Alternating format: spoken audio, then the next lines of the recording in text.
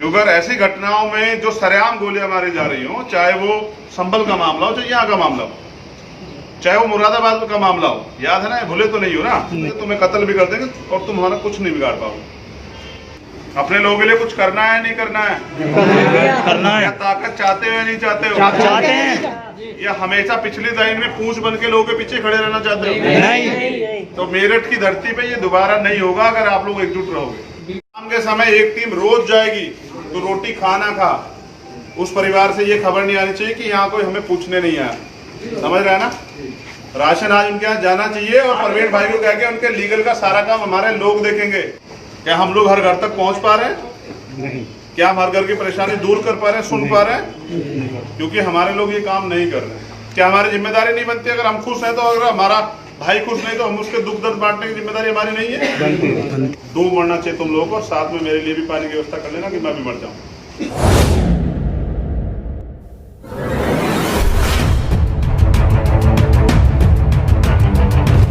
जिले में, इस प्रदेश में जो समाज रहता है उसको भुगतना पड़ेगा।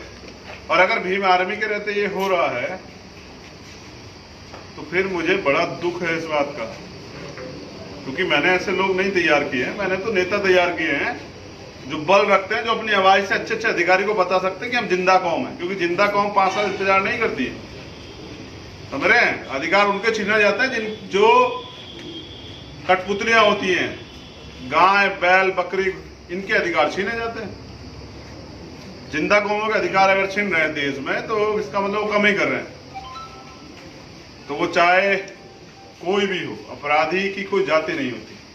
लेकिन अगर कोई ये सोच के अपराध कर रहा है कि ये लोग जवाब नहीं दे सकते, तो ऐसा नहीं है। हम लोग कानून का पालन करते, सिर्फ फर्क इतना है, वरना हम बता सकते हैं कि हम लोग क्या कर सकते हैं। तो मेरी राय ये है कि आप कानून का जो दायरा है उसको मजबूत करें। ठीक है? परवीन भाई हैं क्या वकील साहब हमारे? हम अभी कुछ जवान दे के आए उनको, आप लोगों ने सुनी, हम बता देते हैं। हमने अपने साथियों से कहा कि उस पूरे परिवार की जिम्मेदारी हमारी है। आज ये लोग शाम में राशन की व्यवस्था वहां कराएंगे। ठीक है? हम लोग बात करके, कुछ और भी लोग यहाँ जिम्मेदार हैं, विक्रांत भाई और सब लोग खड़े हुए हैं, तो मैंने उनसे भी कहा है कुछ लोग आर्थिक, संजीव भाई हैं, कुछ लोग आर्थिक मदद भी उस परिवार कराएंगे। और एक टीम दीपांकर भाई के नेतृत्व में रोज उस परिवार से जाकर मिलेगी, ध्यान रखेगी कि उनको कोई परेशानी तो नहीं हो रही। ठीक है? परवीन भाई से कह के और हम संजय भाई से कह के वकील की व्यवस्था भी उनकी कराएंगे। हम खुद इस चीजों को देखेंगे। क्योंकि अगर ऐसी घटनाओं में जो सरेआम गोलियां मारी जा रही हो, चाहे वो संभल का मामला हो, चाहे यहाँ का मामला हो, चाहे वो मुरादाबाद का मामला हो, याद है ना, भूले तो नहीं हो ना? नहीं।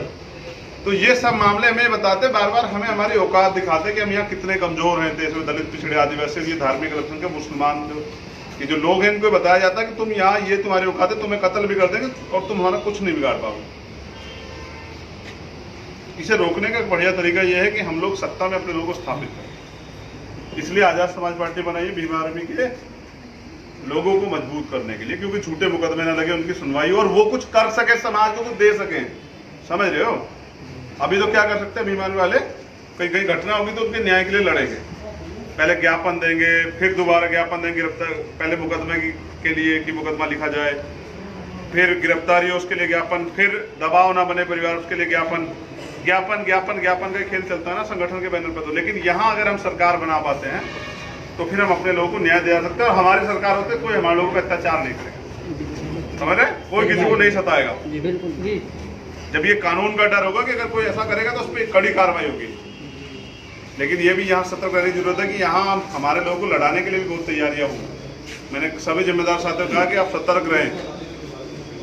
कोई भी बिक के आपके लोगों को लड़ाने का काम कर सकता है। कहाँ चाहे लड़ाई दलितों पिछड़ों में हो, पिछड़ों मुसलमानों में हो, मुसलमानों दलितों में हो, या अन्य किसी साथी के साथ हो, अब हमें कांटे निकाल के आगे बढ़ना है।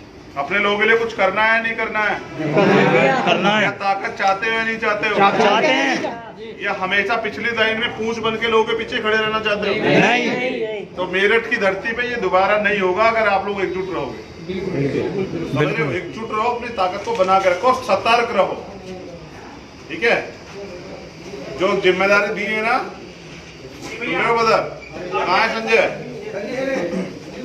ठीक है दीपांकर, शाम के समय एक टीम रोज जाएगी तो रोटी खाना खा, उस परिवार से ये खबर नहीं आनी चाहिए कि यहाँ कोई हमें पूछने नहीं आया। समझ रहे हैं ना?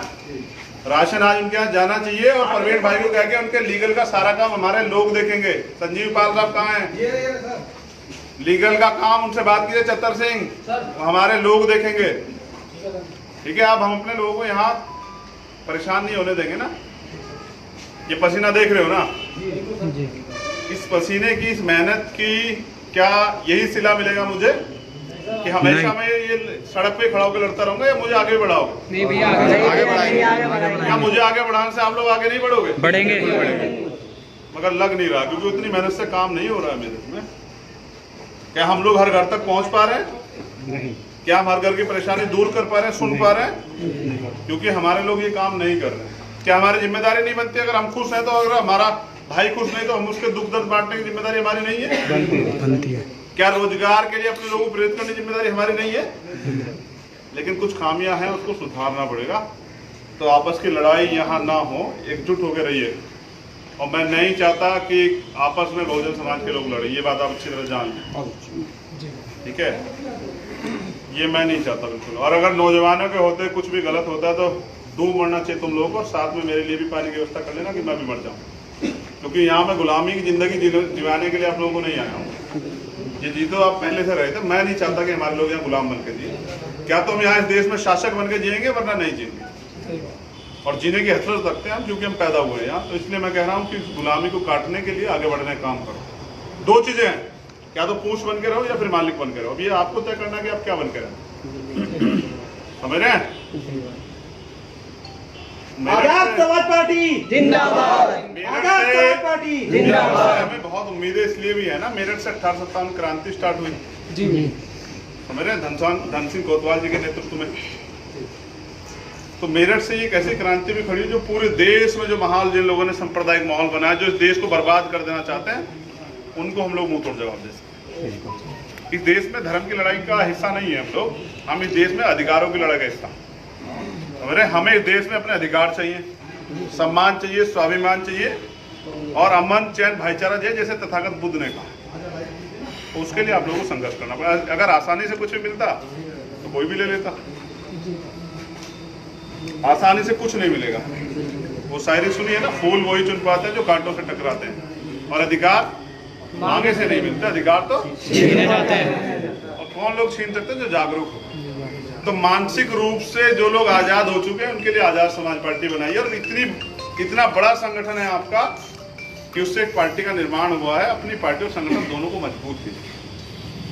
हमारे अपने भाइयों के हाथ पकड़िए, टांग मत पकड़िए, सब बेड़ा गर्क हो जाएगा। टांग पकड़ने के लिए तो विरोधी बहुत है। आप लोग भी टांग पकड़ेंगे तो फिर क्या होगा पता है? कल क्या भविष्य क्या है, समझ सुन रहे हो?